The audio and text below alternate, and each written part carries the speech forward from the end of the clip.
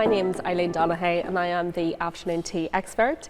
I'm here today in a lovely setting of Kew Gardens on a very thundery afternoon, and I'm going to have afternoon tea with Dominic Marriott, who is a senior tea taster at Ahmad Tea, and we're going to try the different types of teas with different courses of the afternoon tea. Afternoon tea dates back right to the 1840s when Anna, the 7th Duchess of Bedford, experienced a sinking feeling in the afternoon. I don't know about you, but I feel quite hungry now, so I'm really looking forward to tucking into what we have. So the way afternoon tea works is you would normally start with your savouries, so that would be the sandwiches, and start with the sandwiches, move on then to the scones and finish with the pastry course. You can interchange the scones and the pastries, but sandwiches or the savouries always come first. Okay. So starting off with the sandwiches, we've got a great selection, but I think today we're going to talk about the cucumber sandwich, which is truly iconic when it comes to afternoon tea. So what tea do you have today that we can pair it with? Well, we've got one of our special Kew Garden blends we've done in collaboration, very appropriate since we're here. This is our garden afternoon. Lovely. Shall I pour some for you? Yes, please. So what we thought is, and we're going to have this one without milk, because this is quite, actually I better not pour too much because we've got to have 3 cups, haven't we? A little cup, that's great. But this is a light, sort of delicate, high-grown blend from Neralia in Sri Lanka, and also a high-grown area in Kenya. Okay. So it's quite a light, you can see the colour there, it's quite light and delicate. And if you have a smell of that as well, you get a touch of something else? What's a hidden ingredient? Yeah, there's just a delicate touch of bergamot on that one. So. And is that why you wouldn't add milk? Yeah, because it's a little light. I think milk, you could add a drop, but you'd be careful not to overpower it. Yes. And I think, cucumber's obviously quite a light, delicate flavour. So we thought that would go very well. It would. So should we try and see? Yes, see how it works. Now, what do I do with this? Yes. First things first. So your napkin always goes on your lap before you start to eat. Okay. So the best way to do it, you don't need to do any flicks. No, okay. What I normally would say is fold it in a rectangle, and you want to keep this kind of the flap away from you. So if you put that on your lap, that can stay there while you're seated. So good Shall I serve you? Yes, please. Let me pass this over. That tea works really well with the cucumber. It's nice and delicate, isn't it? Now, would this be acceptable after? This is how we normally taste tea. So that's called a slurping technique, isn't that right? We normally wouldn't do it that way for afternoon tea. Okay. So obviously afternoon tea is quite nice and delicate. So if you are tasting, what I would recommend is, unless you're standing up, you should leave the saucer on the table. And then just to practice, so if you pinch the teacup, so use your thumb and your forefinger, let your third finger do all the work. Like that? And then your other finger should fall, yes, perfect. Good. So, and then but you no look, slurping. No slurping and look into the cup. That's delicious. And then what I would say is you definitely would not stick your pinky out. None of that. It's very bad manners, so we don't want to see that. So the next course that we're going to move on to is the scone. Good, that's my favourite course. How do you pronounce it? Do you say scone or scone?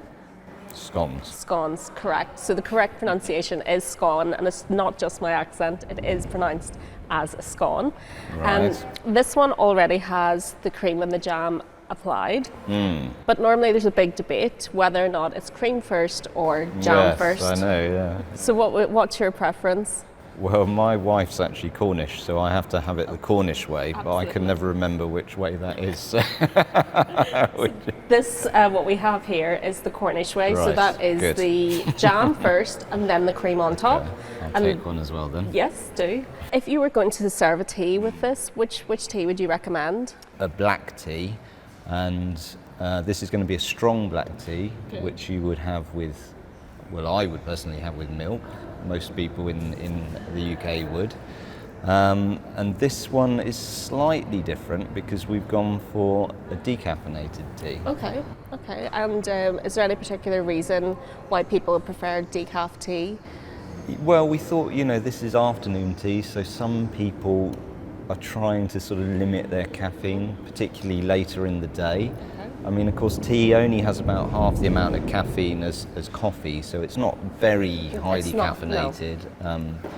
It's not too much of a problem. But if you are somebody who's trying to reduce your caffeine, then this, of course, is a good option. I can't wait to try. So I'm going to have it with milk. I'm also going to have it with milk. Should we put the milk in first? Or? Well, I say you put the tea in first for two reasons. Okay. So the first reason is we don't know how strong that tea is. No. So we want to see how strong it is before we pour it. Strong. It's quite strong. Okay. So let's pour it in so we can have a look. Okay. And the idea is that you would gradually add the milk, because of course if you put the milk in first, you can't really take very much milk away. Okay. So then you can just gradually add in milk to see. Shall I pour in some milk for you? Please, yeah. Just a little. Yeah, just a dash. Oh, Just a dash. lovely, thank you. And I'm going to hold my teacup up to demonstrate, but if you were to stir the tea, you do not, no clanking. No. It's just a nice 6 to 12 motion backwards and forwards, and put the teaspoon back behind the cup.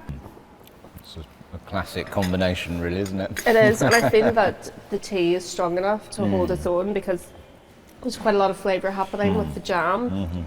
But the tea still really comes through. You need something strong to go with that creamy richness, and so Good that's choice. another good choice. Good choice. Good. Last but not least, in afternoon tea, I think is everyone's favourite, and that is the pastry course. So today we've got a selection of 3 different pastries. Normally you would have between 3 and 4 pastries. If it was at home, I would normally just serve 1 big slice of cake, because I think by the time you eat all the sandwiches and the scones, people are usually full up. It's a lot of effort as well to make all It these is, different yes. cakes. I slave away in the kitchen making all my different treats. So I think today what we're going to do is we're going to try this chocolate biscuit cake. So I'll bring this over. Chocolate is quite rich of flavour, and with the biscuit as well, those are 2 really strong competing flavours. So in terms of a tea, I believe this is the digest tea. Yes, yeah. So would you explain why we're using that for this course? We've only had a few of the things here, and already I'm getting quite.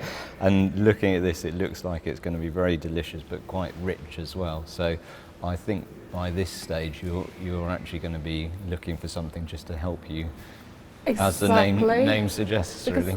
Predominant flavours in it are fennel and mint, and I think those are also, quite nice, sweet, fresh flavours, which should again go well with the chocolate, hopefully. Okay. So let's try it and see what it tastes like.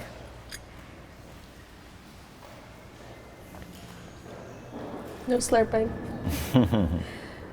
You can really taste the fennel quite strongly. Do you like fennel? I do. I think it seems like a really nice cup of tea just to finish off afternoon tea after all the strong flavours that we've had with the black tea, the afternoon blend, the creaminess of the scone and the strawberry. This seems like a really nice choice to finish with.